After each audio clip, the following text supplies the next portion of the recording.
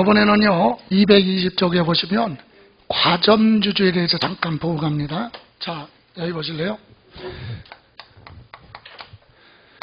과점주주 하면 주식을 가지고 있으니까 회사의 주인이야. 그래서 주주. 그죠? 근데 과점하면 뭐요? 일정 비율을 초과해서 주식을 가지고 있다 이 얘기죠. 그래서 과점주주는 이런 요건을 다 뭐했을 때, 충족했을 때 우리 지방세법에 과점주주라고 한다. 그 첫 번째가 바로 요건이 뭐냐? 증권거래소에 상장이 안 된 비상장 법인의 주식을 취득하라 이 얘기야. 상장 법인이 아니라 비상장 법인의 주식을 취득해라.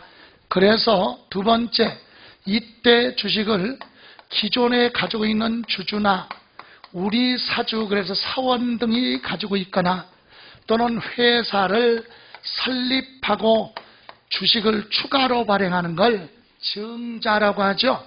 이렇게 발행할 때 이렇게 해서 주식을 뭐하라? 취득을 했어야 된다. 그러면 주주사원 증자가 아니라 법인을 뭐할 때 설립시 취득을 해서 뭐가 됐어도 과점주주가 됐어도 그건 취득으로 보지 않습니다. 이중부가니까. 여러분 회사를 제일 처음에 뭐할 때?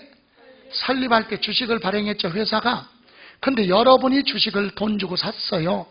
그럼 여러분이 회사의 주인이야. 여러분이 준 돈 가지고 부동산 사고 여러분이 준 돈 가지고 뭐 냈어요? 회사가 취득세 냈잖아.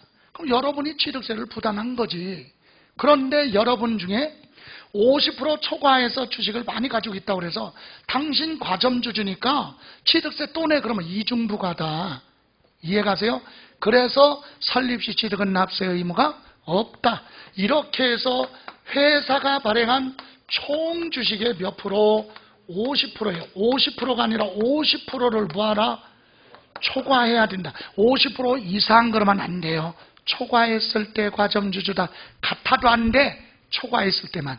그게 과점주주예요. 이해가세요? 그러면 이때 요 과점주주는 한 사람이 취득해서 50%일 수도, 초과할 수도 있고, 배우자, 직계, 좀비속, 형제, 자매, 친인척 다 합쳐서 50% 초과할 수도 있어요. 그러면 나 혼자 취득했으면 나 혼자 과점주주잖아.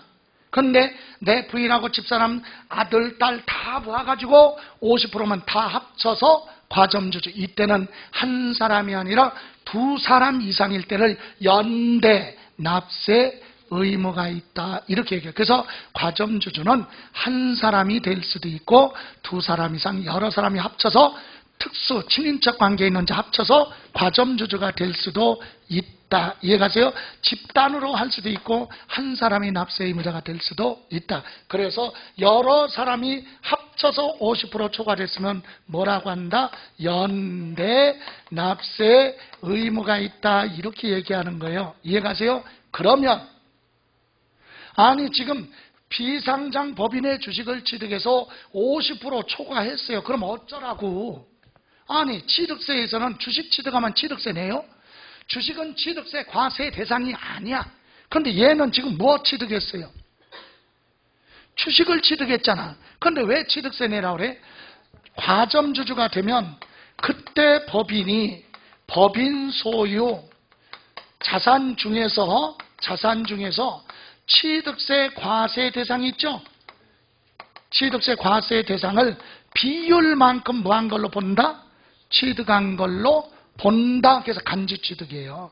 뭘 취득했지만, 주식을 취득했지만 회사가 가지고 있는 자산 중에 취득세 과세 대상 물건을 비율만큼 취득한 걸로 보고 취득세 내라. 이게 간주취득이다. 그래서 우리 과점주주 취득세 보세요. 회사가 자산 총액이 100억의 부동산 자산을 가지고 있어. 그런데 이 중에 취득세 과세 대상만 따로 보았더니 이 중에 50억이야. 취득세 과세 대상 물건이 50억이다.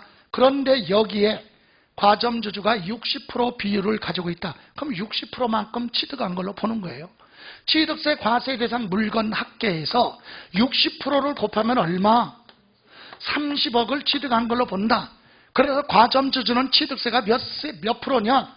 소유권 이전 등기하는 거 아니에요. 취득세만 내는 거지 이 재산을 얘 앞으로 등기하는 거 아니야. 그래서 특례세율 취득세는 2%만 내는 거예요. 중과기준세율 특례세율로. 과점주주 간주취득 있죠? 몇 프로? 지목변경하고 똑같아. 몇 프로? 2% 취득세 내라. 그럼 취득세 엄청 많이 내죠? 그러니까 이런 무슨 주주 하지 말아라. 과점주주 하지 말아라. 왜 과점주주가 도입됐느냐? 이거는요, 외국의 자본이, 외국 돈이 들어와서 우리나라 유망한 벤처 기업이죠. 중소기업. 그런 걸 주식을 야금야금 저렴하게 다 사서 그 회사에 50% 초과해서 가지고 있으면 그 회사를 뭐 할 수 있어요? 실질적으로 지배하고 있죠. 아주 주주총회 나가서 우리 합시다. 자기만 찬성하면 되잖아. 50% 초과했으니까. 마음대로 할 수 있죠. 그래서 회사를 건실하게 키워야 되는데 얘네들은 그거에 아니지. 외국 자본은 우리나라에서 성실하게 기업을 경영한다고? 아니야. 잿밥에만 신경 쓰는 거예요. 2, 3년 부풀려가지고 공사 같은 거 부풀려가지고 요건 충족해서 뭐를 하는 게 목적이야. 걔네들은 상장. 상장하면 주가가 팍 올라가죠. 그때 주식을 대량으로 팔고 자기네 나라로 돌아가. 요런 론스타 같은 기업 사냥하는 이런 걸 못하게 하려고 만들어 놓은 게 과점주주예요. 그래서 과점주주가 됐으면 회사가 가지고 있는 부동산 등을 비율만큼 취득한 걸로 보고 취득세 부과를 하는데, 여기서 과점주주 됐으면 취득세 한 번 내고 끝나느냐? 아니다. 과점주주 됐으면 취득세 냈죠? 그리고 또 1% 취득했다. 그럼 1% 취득할 때 또 취득세 내. 지분이 뭐하면? 증가하면 증가할 때마다 취득세 돼요. 그러면 회사가 부동산을 취득했어요. 그래도 취득세는 회사는 내는데 과점주주 된 자는 지분의 변동이 없으면 취득세는 부과되지 않는다. 그래서 과점주주에 대해서 볼게요. 여러분 대표 문제 보세요. 실제로 기출문제인데 두 문제만 볼 거예요. 220쪽 대표 문제. 지방세법상 과점주주 간주취득세가 과세되는 경우가 아닌가? 모두 몇 개인가? 주식발행법인은 자본시장과 금융투자업에 관한 시행령에 따른 유가증권 시장에 상장한 법인이 아니며, 그러니까 비상장법인이고, 지방세 특례제한법 감면이나 감해주거나 면제 대상이 아니니까 그런 거 고려하지 말아라. 그럼 1번 지금 과세되는 경우가 아닌 거 물어봤어요. 법인 설립 시 발행하는 주식을 취득해서 무슨 주주? 과점주주 됐어도 과세하지 않는다. 이중부과니까. 다음 뒤은 과점주주가 아닌 주주가, 이 얘기는 일반 주주가 다른 주주로부터 주식을 취득해서 최초로 무슨 주주? 과점주주가 됐으면 그때 취득세 다 내야 돼요. 비율만큼. 예를 들어 40%인데 15% 취득해서 과점주주가 됐죠. 그럼 과점주주 됐을 때 전체 비율 몇 프로? 55% 다 취득세 내라. 맞고, 이미 과점주주 된 주주가 해당 법인의 주식을 취득해서 해당 법인의 총액에 대한 과점주주가 가진 주식 비율이 뭐했다? 증가. 예를 들어 55%로 과점주주 됐으니까 취득세 됐죠. 그리고 나서 1% 또 취득했다. 그럼 증가할 때마다 1% 취득한 거 뭐 내라? 취득세 내라. 그 얘기죠? 맞아요. 다음, 과점주주 집단 내부에서 주식 이전되었으나 과점주주 집단이 소유한 주식 비율의 변동이 없는 경우는 그건 취득세 부과하지 않는다. 이거 무슨 말이냐? 여기 보세요. 아까 과점주주는 한 사람이 취득해서 50% 초과해도 과점주주고, 친인척 특수관계에 있는 자 합쳐서 50% 초과해도 과점주주죠. 여기 보세요. 그럼 예를 들어서 아버지가 비상장법인의 주식을 취득해서 40%야. 과점주주 아니에요. 똑같은 회사에 어머니가 그 회사의 주식을, 아버지가 취득한 요 회사의 주식을 10%만큼 취득했네. 둘이 합쳐도 50% 초과 안 했으니까 과점주주 아니에요. 그런데 아들이 1%를 취득했다. 합쳐. 그럼 전체가 몇 프로야? 51%니까 50.0001이라도 50을 포함하면 초과하면 과점주주죠. 그럼 이때는 세 사람이 합쳐서 과점주주죠. 연대 납세 의무가 있다. 그럼 여기 보세요. 요 세 사람이 이렇게 가지고 있던 지분을 이 안에서 변동이 있을 수 있죠. 어머니 걸 아버지, 아들 걸 아버지, 아버지 걸 두고 어머니, 여기 이 안에서 집단 내부에서 지분 변동이 있어도 전체 변동이 없으면 취득세 부과하지 않는다. 맞죠? 예. 이렇게 해서 과세 되는 경우가 아닌 것, 그러면 기억 그리고 리얼 이 두 가지 과세하지 않습니다. 다음 15번으로 갑니다. 15번. 지방세 법령상 취득세 납부해야 될 과점주주 간주취득에 대한 설명으로 틀린 거. 1번. 법인 설립 시 60% 주식을 가진 주주가 설립 시 60%면 50% 초과했죠. 한참 초과했죠. 무슨 주주야? 과점주주. 그러면 취득세 안 내죠? 설립 시 취득한 거니까. 그 후에 추가로 몇 프로? 10% 주식을 취득해서 70%가 됐죠? 그럼 10% 추가로 취득한 거 10%만 취득세 내라. 이해가세요? 과점주주 된 건 안 내고 나중에 추가로 취득해서 증가된 거 10% 그거만 취득세 내라. 맞아요. 2번. 법인 설립 시 40% 주식을 가진 주주가 과점주주 아니죠? 법인 설립 시 취득해서 과점주주 됐을 때만 과세 안 해. 여기는 과점주주가 아니니까 상관없어요. 그런데 추가로 20%를 뭐 했어요? 취득하는 순간 합치면 60%가 됐죠. 그래서 최초로 과점주주 됐죠? 그럼 전체 60% 내라. 취득세 내라. 맞죠? 예? 예. 다음 3번. 법인 설립 후 60% 주식을 가진 주주가 추가로 10% 주식을 취득하여 총 주식이 70%가 됐다. 그러면 취득으로 간주되는 건 10% 증가된 거. 과점주주 됐을 때는 이미 취득세를 했으니까 증가된 취득에 대해서 10%만 취득세 내라. 이해가세요? 다음 4번. 법인 설립 후 60% 주식을 가진 주주가 15% 주식을 양도하여 총 45% 주식을 소유하던 중 추가로 10% 주식을 취득해서 55% 주식을 소유하게 되면 취득으로 간주되는 비율은 5%다. 요거 틀렸는데 여기 보세요.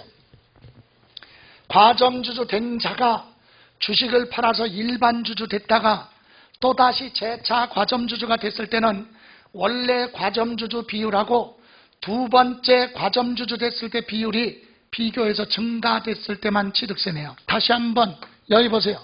지금 몇 프로였었어요? 60%니까 무슨 주주야? 과점주주니까 취득세 냈겠죠? 그런데 이 중에서 이쯤에 뭐 했어요? 처분회 때 몇 프로를? 15%를 팔았어요.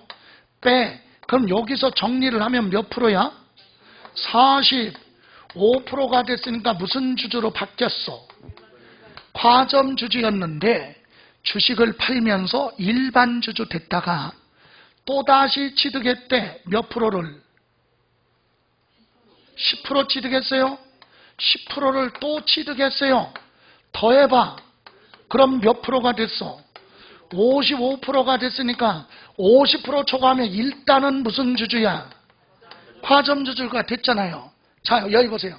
과점주주 된 자가 주식을 처분하면서 일반주주로 바뀌었다가 또다시 재차 과점주주가 되면 처음에 과점주주 비율하고 두 번째 과점주주 비율 비교해서 뭐 했으면 증가했을 때만 취득세 내요. 지금은 뭐야? 감소됐잖아. 첫 번째 60%였는데 두 번째는 55%니까 증가되지? 안 했다. 취득세 과세 안 한다. 근데 5% 과세 틀렸다. 이 얘기예요. 재차 과점주주가 됐을 때는 원래 과점주주 됐을 때 비율보다 두 번째 과점주주 됐을 때 비율이 더 증가했을 때만 취득세 내. 그러면 5번 갑니다. 설립 후 60%인데 20% 팔아서 몇 프로가 됐어요? 40%. 일반주주 됐죠? 근데 또다시 몇 프로? 25% 취득해서 합치니까 65%가 되면 과점주주가 됐죠. 원래 최초로 과점주주는 몇 프로였었는데, 그런데 두 번째 과점주주는 65%가 됐으니까 증가됐죠. 몇 프로?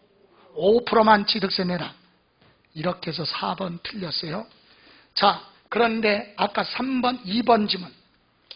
어떤 분은 잘못 이해하는, 대다수 잘못 이해하는 분이 법인 설립 시 주식을 취득해서 과점주주 된 건 취득세 납세 의무가 있다 없다? 없다 그랬잖아요. 법인 설립 시 주식을 취득해서 무슨 주주? 과점주주 됐어도 취득세 안 내요. 근데 2번 설립할 때 주식 몇 프로 취득했어요? 40% 취득. 이거 과점주주야? 상관없어. 이건 된다니까. 과점주주 됐다면 안 내. 근데 이건 과점주주가? 아니에요. 그리고 여기서 몇 프로? 20% 취득해서 여기서 최초로 60%. 여기서 최초로 무슨 주주? 설립할 때 과점주주가 아니라 설립하고 나서 과점주주가 됐으면 전체 취득세 내라 이 얘기예요. 이해가세요? 예. 자, 이렇게 해서 틀린 건 4번이 됩니다. 다음 222쪽. 이번에는 취득시기 다시 한번 요약집 47페이지 다시 한번 봅니다. 요약집 47페이지 보시면 부동산의 취득시기는 첫 번째 매매 유상승계 취득 그랬죠. 유상승계 취득은 첫 번째 일반 개인과 개인 간의 거래는 계약서상 뭘로 가요? 잔금 지급일. 여기서는요 미리 줬어도 인정 안 하고 계약서상 잔금 준 날, 늦게 줬어도 계약서상 잔금 준 날, 안 줬어도 계약서상 잔금 지급일. 이날 취득이에요.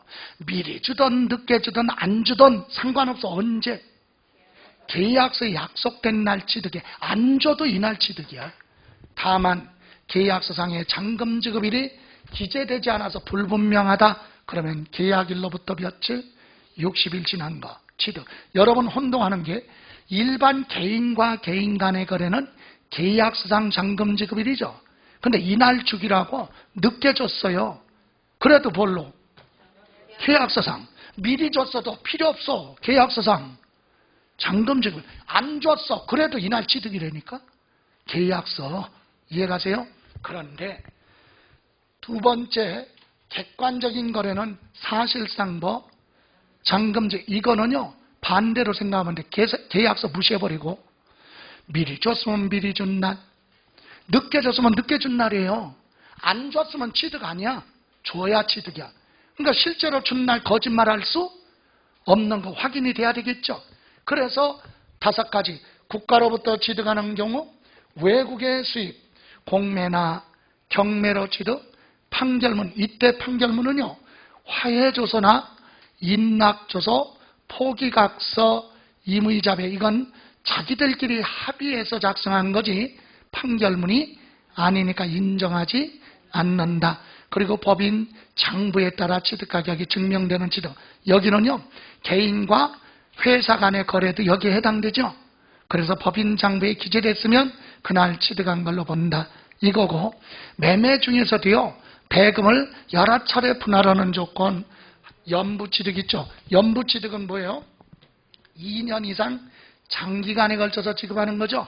그럴 때는 사실상 연부금 지급하는 날 취득. 이때는 계약금 준 거 있으면 그것까지 포함해서 사실상 연부금 지급이 이날 각각 취득한 걸로 본다. 그런데 이 날짜가 되기 전에 먼저 등기했다. 이 날짜가 되기 전에 먼저 등기했으면 등기한 날 뭐 한 걸로 봐라? 취득한 걸로 본다. 이해가세요? 또 계약서상 잔금 주기로 약속해 놓고 계속 잔금을 주고받지 못하면 그냥 있으면 가산세 물으니까 어떻게 알아? 등기 안 한 상태에서 60일 이내에 계약을 뭐하면 해제하고 그것이 입증되면 취득한 걸로 보지 않는다라는 그런 내용이 있고, 또 하나 무상하면 뭐죠? 무상은 대표적인 게 증여예요. 무상하면 언제? 증여는 계약일에 취득한 걸로 봅니다. 그런데 무상 중에서도 구체적으로 뭐라고 나오면 상속이라는 말이 있을 때만 상속 개시일에 취득한 걸로 보는 거죠. 예. 그리고 건물을 새로 지었어요. 그러면 뭐야? 건물 새로 지었으면 내가 사용해도 좋다는 승인서를 받고 사용하는 게 정상인데 사용 승인서 받기 전에 먼저 사용하는 경우도 있죠. 그래서 사실상 사용일 둘 중에 뭐한 날? 빠른 날. 사실상 사용이라면 실무에서는 전기, 수도, 가스가 공급되는 날이고 거짓말할 수 없어요. 여러분이 건물을 지어놓고 시장군수한테 한 2, 3개월 지난 다음에 취득세 천천히 내려고 시장군수한테 나 지금 건물 준공했는데요 라고 사용승인 신청서 제출을 하면 시장군수는 이 사람은 이미 오래전에 완성 준공해 놓고 사용하고 있었을 거야 이렇게 생각을 하고 한전의 도시가스 등에 확인해 보면 전기, 수도, 가스가 공급된 것이 컴퓨터에 딱 날짜가 찍혀 있어. 거짓말할 수가 없어요. 그런 날을 뭐라고 그래? 사실상 사용일. 이게 더 빠를 수도 있죠. 그래서 둘 중에 뭐한 날? 빠른 날로 간다. 또 여기 지목 변경도요. 본인이 지목을 변경한 날 그거하고 공부상에 변경된 날 중에서 뭐한 날? 빠른 날 취득한 걸로 보겠다 이 얘기입니다. 그러면 문제 볼까요? 자, 16번 틀린 거. 16번 지방세법상 취득세에 있어서 사실상 잔금 지급일 취득 시기로 보는 경우로 틀린 거. 사실상 잔금 지급일 취득한 걸로 보는 경우는 객관적인 거래라고 그랬죠. 국, 외, 공판법. 그죠? 그래서 틀린 건 몇 번? 5번. 부동산 거래 신고에 관한 법률에 제출된 신고서에 의해서 검증이 이루어지고 이거요. 10명 중에 9명이 헷갈리는 부분이야. 이 부분. 여기 보세요. 여러분 요약집 보시면 나중에 이제 보셔도 되겠지만 이제 과세표 좀 볼게요. 여기 과세표 좀.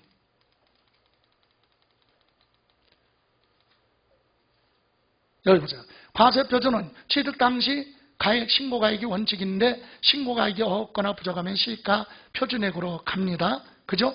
그리고 객관적으로 입증되는 건 여기 사실상 무슨 가격? 취득 가격. 실제로 주고받은 가격 인정해 주는 거. 국가로부터 취득, 외국의 수입, 공매, 경매, 판결문, 법인 장부에 입증되는 거. 그죠? 예? 아까 취득시는 요까지였었잖아요. 부동산 거래법, 신고에 관한 법률. 그래서 앞글자만 따서 몇 개? 6개. 국외공판법 부. 그런데 아까 취득시기는 부가 있었어요? 없었어요? 없잖아. 예? 그러니까 부동산 거래 신고에 관한 법률을 검증하는 것은 이 가격에 거래를 했습니다. 가격을 검증받는 거지 요 날짜에 사고 팔았는데 날짜 검증하는 거 아니에요. 예? 그래서 취득시기랑은 관련이 없어. 취득시기는 검증받는 거 아니에요. 그러면 뭘로 가? 검증. 그렇지. 일반 매매 계약서상도 잔금 지급일로 가는 거예요. 과세표준 검증받았을 때만 인정되는 거예요. 그래서 틀린 건 몇 번? 5번. 16번에 5번. 부동산 거래 신고서 제출해서 검증이 이루어진 취득은 언제 취득한 걸로 본다? 계약서상의 잔금 지급일로 가는 거지 사실상 잔금 지급일로 가는 거 아니에요. 그건 그런 거 없으니까 틀렸다. 다음 17번 나오죠. 지방세법의 취득세에 있어서 사실상 잔금 지급일 취득일로 보는 경우는 국외공판법, 국가로부터 취득, 외국의 수입, 공매, 경매, 판결문, 법인장부에 증명되는 취득. 그래서 답은 1번에서 틀렸습니다.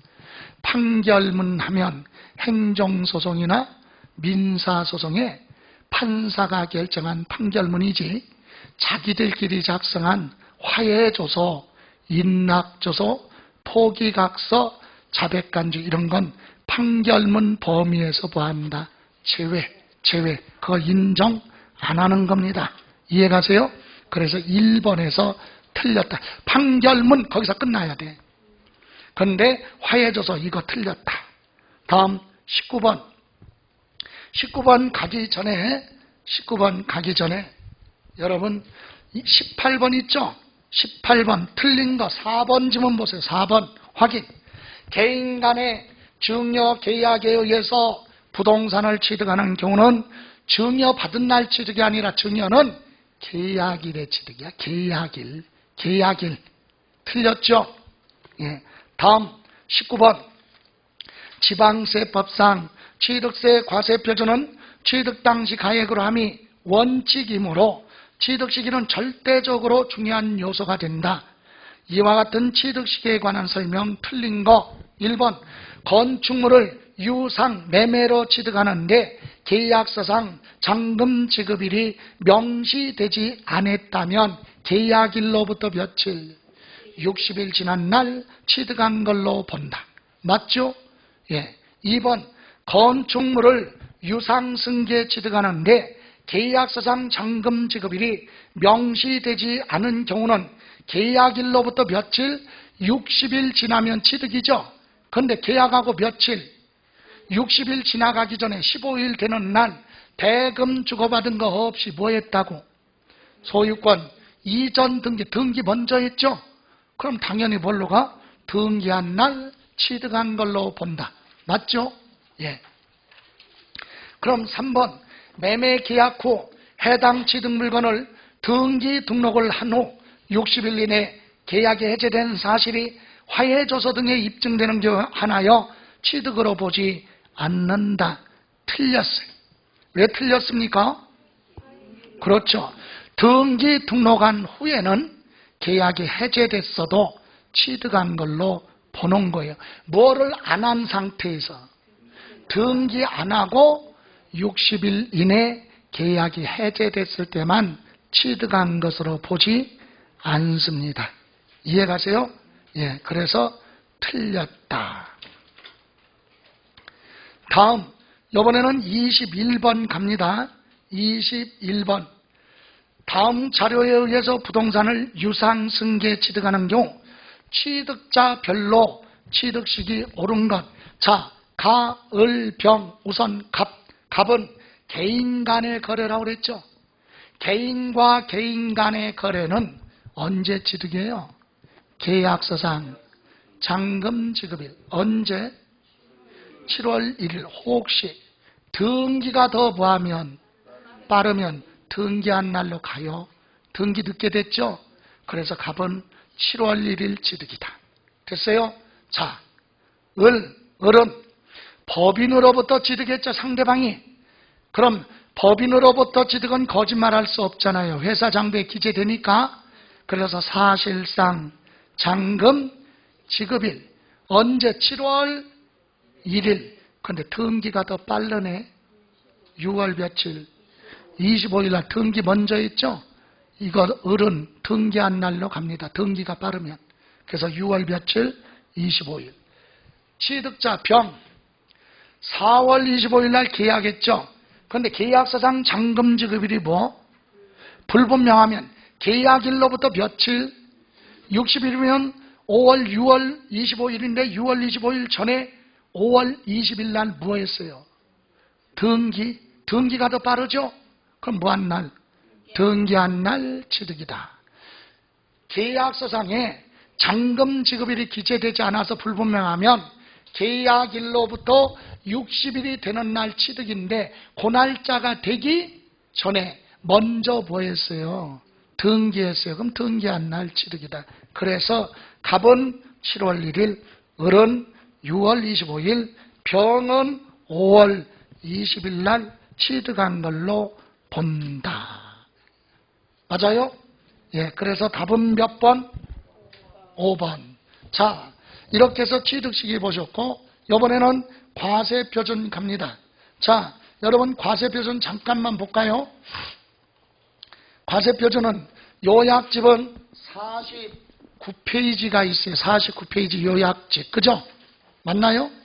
자, 여기 보시면 취득세는 원칙이 취득 당시 가액, 신고가액이죠. 본인이 얼마 주고 취득했다고 신고가 들어오면 그걸 과세표준으로 하는데, 만약에 연부로 취득했다면 1년에 한 번씩 주는 거 무슨 금액? 연부 금액이 과세표준이 됩니다. 그런데 예외가 있죠. 시취득 당시 신고가액으로 가야 되는데 취득 당시 뭘로? 시가 표준액으로 하는 경우가 있다. 여러분, 시가 표준액이 뭡니까? 시가 표준액이 지방세를 계산하기 위해서 물건마다 기준 가격을 정해놨죠. 그걸 다 묶어서 하나로 뭐라고 그래? 시가 표준액. 토지의 시가 표준액은 부동산 가격 공시에 관한 법률에 공시가 된 개별 공시지가, 그게 토지의 시가 표준액이고, 주택은 개별 주택 가격 또는 뭐요? 아파트와 같은 공동주택 가격, 이게 시가 표준액이죠. 다음에 주택을 제외한 일반 건축물은 신축 건물 기준 가격에 나가 구조별 지수, 용도별 지수, 위치별 지수, 특수부대 설비 등을 감안을 하여 시장 군수가 결정한 가격, 그게 일반 건축물의 시가 표준액이에요. 이렇게 정해놓은 시가 표준액을 과세 표준으로 하는 경우는 어떤 경우냐? 이거죠. 신고 가액이 없어요. 그럼 뭘로 한다? 시가 표준액. 또는 신고를 하긴 했는데 무엇보다 시가 표준액보다 낮은 가격으로 취득했다고 신고가 들어오면 뭘로 가요? 시가 표준액으로 간다. 그 얘기는 여기 보실래요? 이 얘기잖아요. 지금 이거. 취득세 과세표준은 취득 당시 가액, 신고가액으로 한다. 그죠? 그런데 만약에 이 얘기는 신고가액이 있고 시가표준액이 있는데, 갑이라는 사람은요 10억으로 취득했다고 신고했는데 이 물건의 시가표준액은 8억이야. 시가표준액. 을은요 5억 주고 취득했다고 신고했는데 이 물건의 시가표준액은 7억이라고 가정해봐요. 그러면 갑은 과세표준 뭘로 하느냐? 원칙이 무슨 가액? 신고가액. 얼마예요? 10억. 을은 얼마로 신고했어요? 5억으로 신고했는데 신고가액이 뭐보다? 시가표준액보다 적으면 뭘로 한다고요? 시가표준. 얘는 7억으로 가야 되겠죠. 그래서 응용되는 지문이 하나 나온다고 그랬죠. 뭐라고? 취득세 과세표준은 언제든지 신고가액과 시가표준액을 비교해서 금액이 둘 중에 뭐한 거? 큰 걸로 한다. 그럼 맞는 지문이라고. 이해가세요? 비교하니까 얘가 크니까 이걸로 가고 얘는 이게 크니까 이걸로 가죠. 그러니까 다른 말로 표현하면 취득세 과세표준은 신고가액과 시가표준액을 비교해서 어느 거든 금액이 뭐한 거? 큰 것으로 한다. 그 얘기입니다. 그런데 비교하지 않고 그대로 인정되는 거 있죠? 그게 뭐요? 객관적인 거래다. 그래서 사실상 무슨 가격?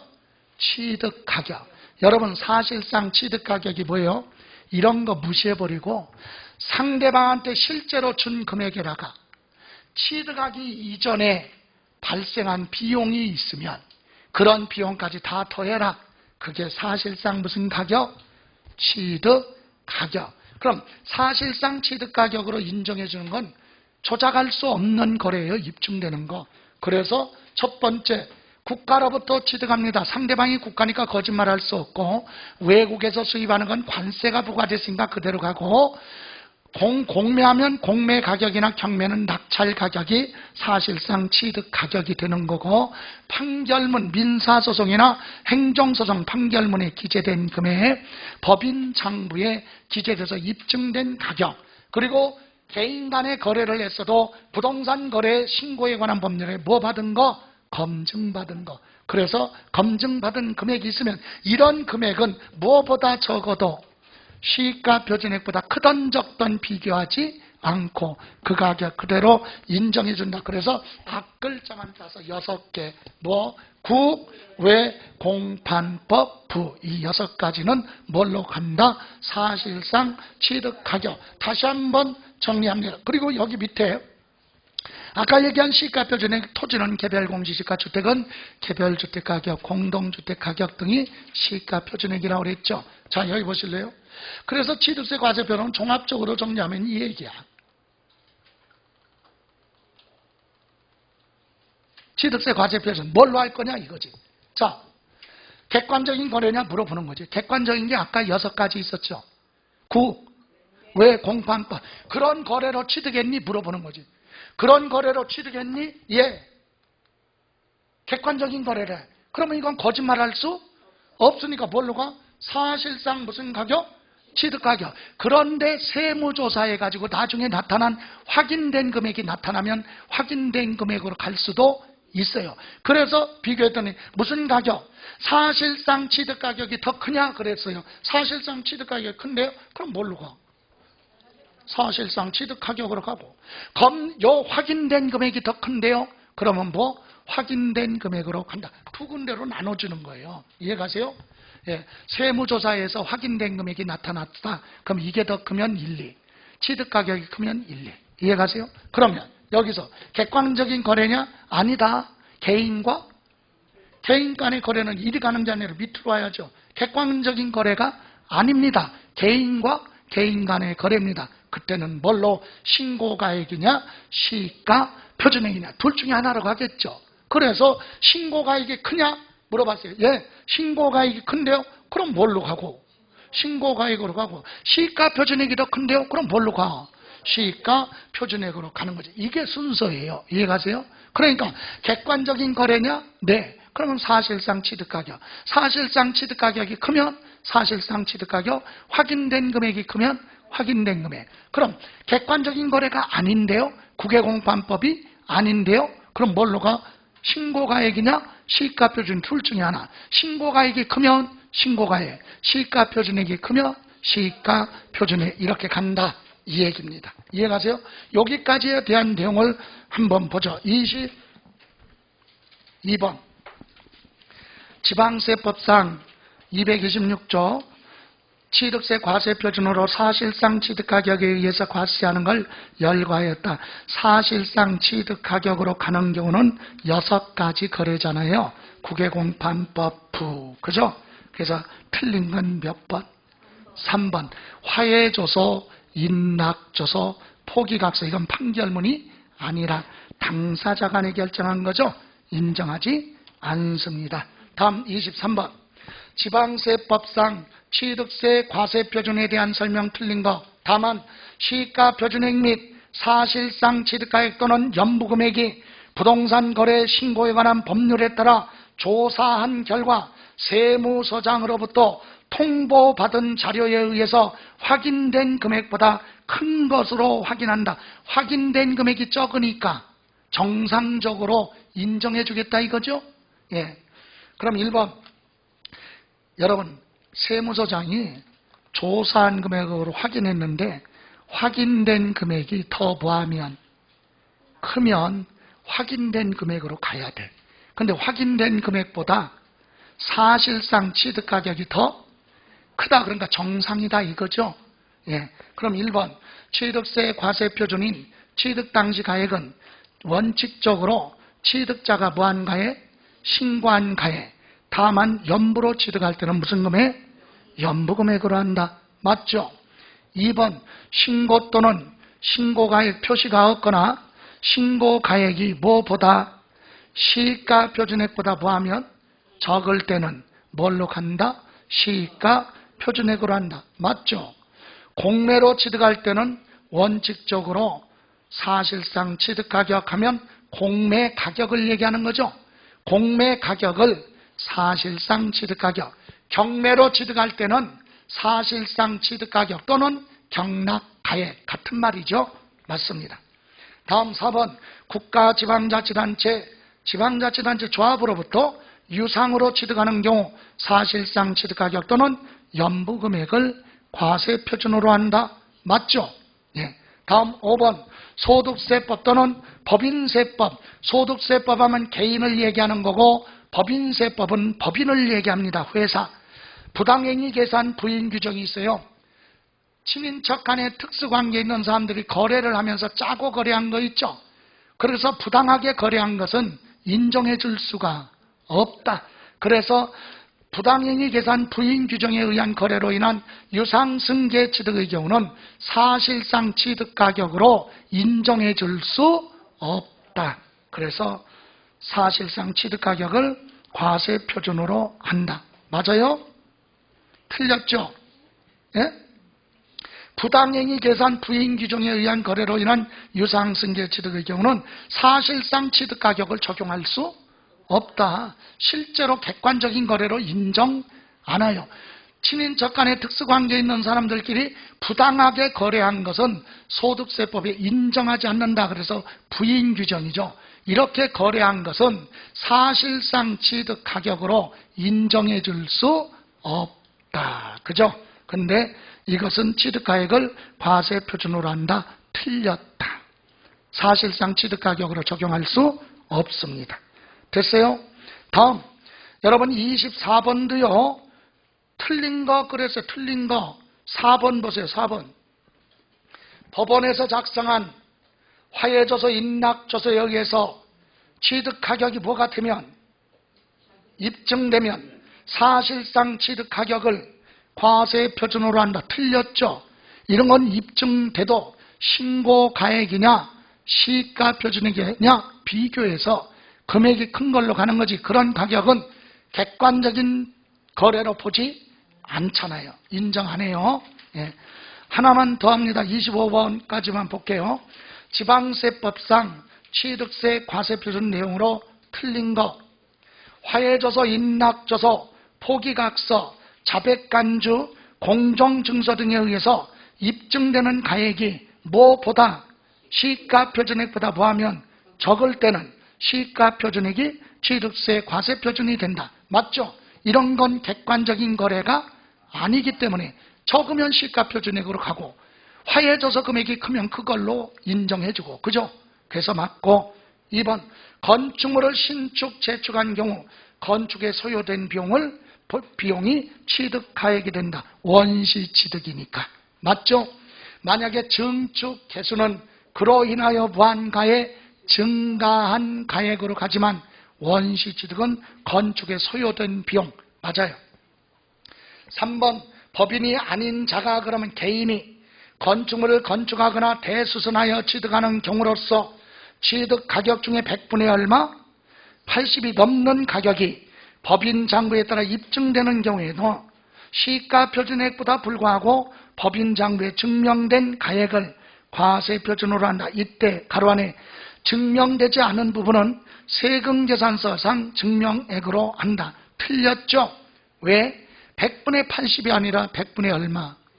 90 이상을 입증했을 때 취득 가격으로 인정해 주는 거예요. 그래서 틀렸고 다음 4번 부동산 거래 신고에 관한 법률 조사 결과 세무서장이나 지방국세청장으로부터 통보받은 자료에 의해서 확인된 금액보다 뭐하면 적으면 사실상 취득 가격이 확인된 금액보다 뭐하면 적으면 확인된 금액으로 취득세 계산해서 추징해야죠. 예? 맞습니다. 4번 이해 가세요? 이해 안 가는 것 같은데. 여기 보세요.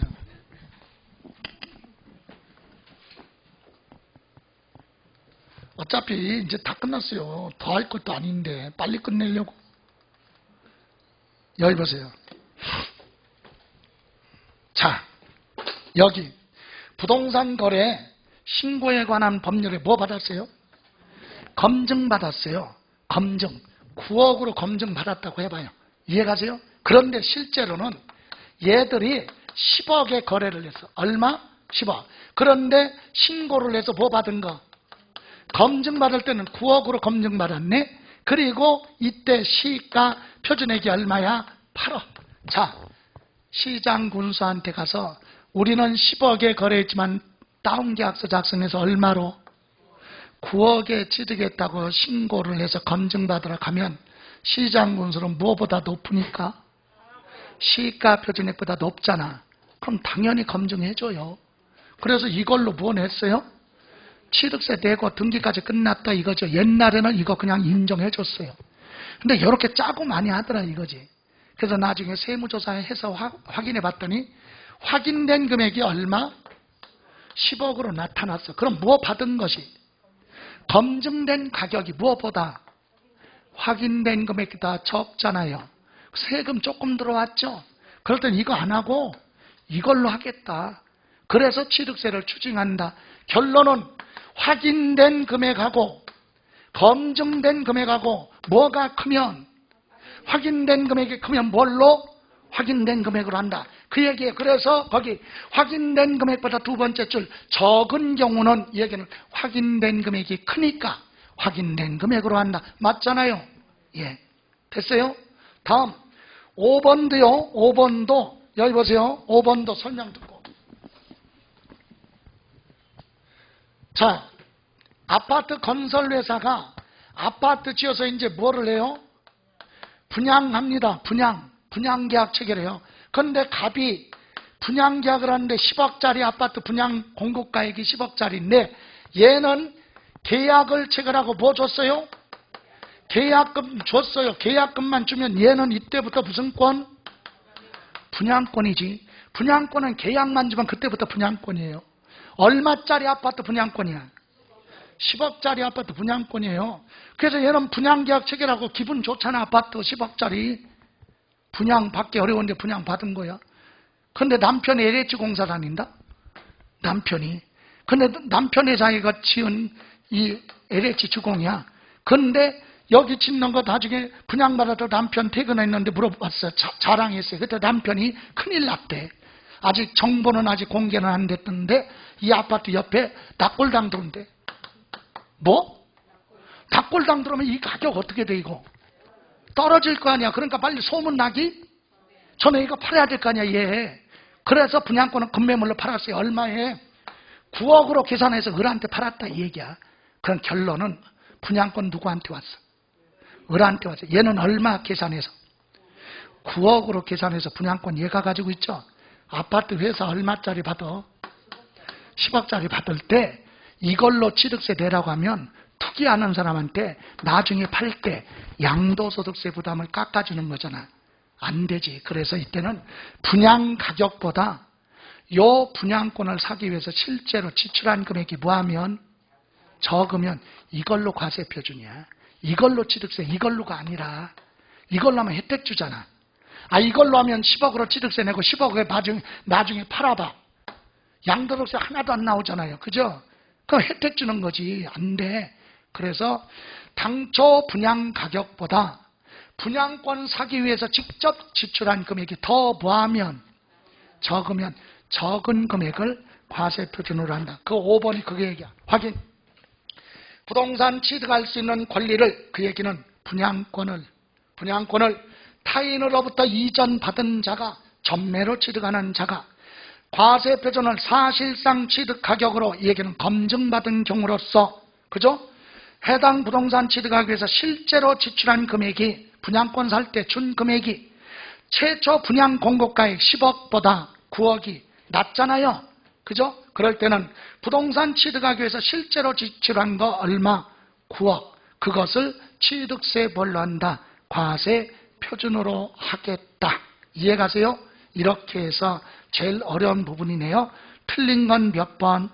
3번. 됐어요? 예. 27번은요. 27번까지인데 요거는 시험에서 32회 때 출제된 건데 지방세법 시가표준액에 대한 옳은 거 골라라. 1. 토지의 시가표준액은 세목별 납세의무 성립 시기 당시 부동산 가격 공시에 관한 법률에 따라 공시가 된 뭐 개별 공시지가로 한다. 맞죠? 그게 토지의 뭐 시가표준액. 니은 건축물의 시가표준액은 소득세법령에 매년 1회 이상 국세청장이 산정 고시하는 건물 신축 건물 기준 가격이 있어요. 1제곱미터당 얼마? 예, 이 가격에다가 행정안전부령이 정하는 기준을 적용해서 국토교통부 장관이 결정하는 게 아니라 지방자치단체장이 결정하는 거예요. 행정안전부령이 정하는 기준을 가지고 지방자치단체장 해도 되고 시장 군수가 결정한 가격 그래도 됩니다.